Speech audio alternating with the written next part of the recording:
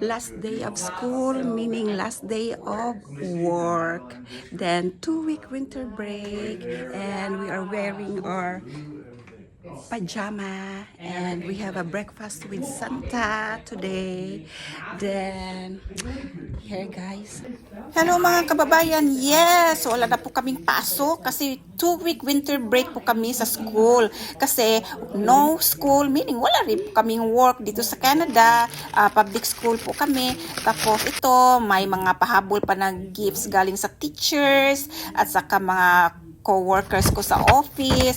Ito guys, may nagbibigay sa akin ng chocolates, Starbucks gift card, wine sa last day na po ito. Kasi January 6 pa po kami babalik.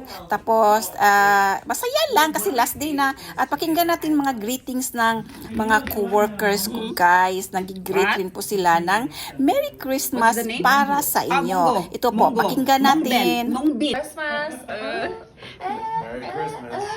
Cheers. Happy holidays. Lauren. Hello. Ito mga teachers guys, nagluluto sila ng breakfast kasi free breakfast on that day dito sa home economics room namin. This is called our art head. Merry Christmas from Paul and the Lemon Art Room. And art department. Thank you. Merry Christmas.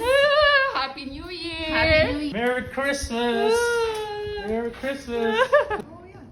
Merry Christmas. That's Kim. Uli na. Merry Christmas! How about in Japanese? What is Merry Christmas? Merry Christmas.